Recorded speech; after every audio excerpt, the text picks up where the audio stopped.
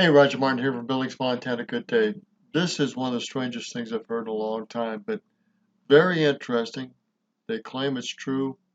Who knows? But how this skeleton crew, literally skeletons in this plane landed, is beyond understanding and explanation. It had to have some other source to land it. How it came about and landed 47 years later is a great mystery. Here goes. Disappearing mysteries. The plane that vanished and landed 47 years later, the bizarre C-124 flight incident, and the mysterious Flight 19. Let's start. In 1946, a plane that departed Rio de Janeiro, heading for the Cuban capital of Havana, disappeared after takeoff. The mysterious vanishing was reported, and the case was closed, after local authorities failed to find the airliner. The puzzling disappearance rocked the world again, as the plane landed 47 years later, in December 1993, not in Havana, but at the airport of Bogotá, Colombia. The incredible story began, when an unknown aircraft, with a very old inscription, came out of nowhere, and began landing maneuvers, at Bogotá Airport, in Colombia. The airport staff tried in vain to prevent the unknown plane from landing, because another plane was preparing to land, at the same time, on the same runway. Thanks to the skillful maneuvering of its captain, Anthony Ballard, the British airliner was able to avoid a fatal collision.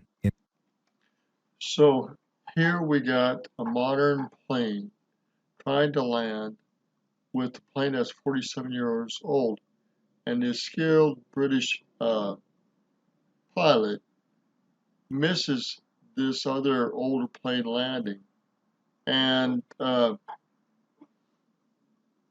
they go in and inspect his plane, uh, and there's just skeletons in the plane, no bodies, skeletons. How do you explain that? In a split second. Inside the airplane, they found 36 human skeletons, warm coffee cups, lit cigarettes. Okay, this is weird. You got warm coffee cups, you got skeletons, and lit cigarettes. That is bizarre. Of the old gold brand, and newspapers dated from September 21, 1946. The ink from the newspapers smelled as they had been printed out the day before. This case ranks as one of the greatest mysteries in aviation history. No one can explain how the plane disappeared in 1946, and reappeared in 1993, before making a perfect landing on an airport runway, with only skeletons aboard. Herman Guevara was the leader of a very large group of scientists, whose mission was to shed light on the mystery. In turn, the stunned investigator said he could not explain what happened, and how it was possible for an airplane to land, without any living crew member on board. The aviation expert that was in charge of the investigation said the following: "The only thing I can tell you, is that the plane took off at the airport in Rio de Janeiro, on September 21, 1946, and went missing during its flight. Over 47 years, the same plane lands at another airport in South America, and no one can explain what happened meantime. How a plane carrying only skeletons on board made the landing, only God knows." The 36 passengers, including a crew of 4, took off after all regulations. The main question all experts tried to answer was, where was the phantom plane all those years? Initially, it was thought that the aircraft entered a time gap, which made it fail to return for so long, but according to this theory, people were expected to remain alive. Because the passengers died, researchers were pushed to believe sci-fi hypothesis, such that the plane made contact with aliens, who allegedly killed the people. Once the job was done, they diverted the plane for landing, to a random airport in South America. It is highly presumed that aliens hold highly advanced technologies, that allow them to perform such complex operations. All I can say is you've got warm coffee cups, papers that sound or smell like they've just been printed. You've got cigarettes leaving lit in these skeletons' heads or whatever, burning. And you've got no human bodies, live human bodies, and this plane lands. Can't get any much bizarrer than that. You could make a movie on that and freak everybody out. The bizarre C-124 flight incident. As it cut through the skies, over the cold Atlantic Ocean, On 23 March 1951, the C-124 Globemaster airplane suddenly began a controlled descent to the icy waters below, several hundred miles from the Irish coast. According to reports, a fire in the cargo hold was responsible for the pilot's actions. The emergency landing was a success, with all of the 53 passengers and crew accounted for and unharmed. An observation plane even confirmed their position, inquired as to any emergency treatment required, before returning to base due to low fuel. The passengers had good military-issued emergency rafts and life jackets. Certainly adequate enough, until the rescue crews reached them. However, when they did, a short while later, there was nothing, or nobody there. Despite repeated checks of the location, to ensure the rescue ships had not strayed off course, the crew and the plane had completely vanished. Searches of the area found no wreckage or bodies, and their fate is still unknown to this day. Flight 19 disappearance in Bermuda Triangle. The saga of Flight 19 remains, as one of the most mysterious disappearances in Bermuda Triangle. Flight 19 was the code name for 5 Avenger bomber planes that took off from the naval base at Florida on 5 December 1945, but never returned. U.S. Navy's final report mentioned reasons unknown when citing the cause of the incident. Thus, Flight 19 also became known as the Lost Patrol. So what was actually Flight 19, and what really happened? Flight 19 was a training flight, with 5 TBM Avengers, or torpedo bombers, and was led by Commander Charles Taylor. Each was a 3-seater plane, very robust, safe, and the U.S. Navy's best bombing planes to destroy enemy submarines. It could carry up to 2,000 pounds of bombing ammunitions, and had a range of 1,000 miles.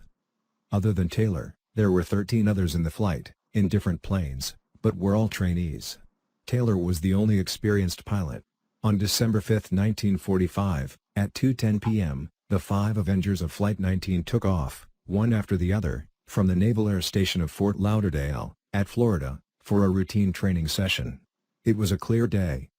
As per plans, the flight's path was to first go towards east, into the sea, to practice bombings. After that, they were supposed to go further east, for another 67 miles, towards the Bahamas. At this point, they would turn north, and go for 73 miles. Then turn back, and head straight for the naval base, back in Florida. This way, they would cover a triangular area over the sea. The weather over the route was reported as excellent, a typical sunny Florida day. At about 3:30 p.m., Taylor sent a message to the control tower, that his compass was malfunctioning, and that he thought he was somewhere around the Florida Keys, which is a chain of islands, south of Florida. So instead of heading towards east, he thought that they actually flew southwards, due to compass problems. Immediately, an instruction was given from the tower, to turn north, and fly towards Miami, only if he was sure that they were at the Florida Keys. However, Taylor's idea of being close to the Keys was wrong. They had probably gone to the east, as originally planned, but for some reason, he got confused. As he guided the flight more towards north, the Avengers traveled further out to the sea. At 3:45 p.m., Taylor's voice was heard again, at the control towers. This time, he sounded worried, and confused. "Cannot see land, we seem to be off course." At this stage, there was another transmission, that was picked up, when one trainee student said to the other, "If we would just fly west, we would get home." He was right. But who would care? After all, they had to follow a stubborn leader. While these days, the pilots use modern navigational equipment, like the GPS. Back in 1945, a pilot had to rely on his starting point, speed, time of flight, and the direction indicated by the compass, to know where he would exactly be, during the flight. If any of these deviated, there was a high chance that the flight would be lost. However, while Taylor was an experienced pilot, he did have a history of getting lost. He was lost twice, during the World War II. And, in 2 of such occasions, he had to ditch his plane into the sea, to get rescued. Secondly, he did not have good knowledge about the area around east and south of Florida. So, an interesting twist to the story? Yes. In fact, at about 4:45 p.m., on that day, it was quite clear to the men on the base station, that Taylor was hopelessly lost, and he was still trying to go further north, and then east again. He was then instructed, to hand over the control, to one of the students. Apparently, he did not. At 5:50 p.m., The ComGulf Center, somehow, managed to trace the Flight 19 Avengers on its radar. It was, apparently, at the east of New Smyrna Beach, Florida. By then, communications had become so poor that this information could not be passed on to the lost planes. It was getting dark. The weather started to become rough too, and the Avengers were very low in fuel. Hope was rapidly fading. Officers at the Naval Base Station thought it was enough. At 7:27 p.m., 2 Martin Mariner planes were sent to search for the Flight 19 planes. These Mariners were like flying boats that could also land on the sea. The last transmission from Flight 19 was heard at 7:04 p.m. Search continued all through the night, and the next day, there was no sign of the Avengers. The rescue Mariners were supposed to meet at the search zone. But quite strangely, the second Mariner never showed up. It too disappeared, never to return again. All right, there you are. Crazy stuff. Got to really know what you're doing in a plane. Obviously, this guy did. He shouldn't have been training a flight crew if he'd been lost twice. That is weird. Again, Roger Martin from Billings, Montana. Good day.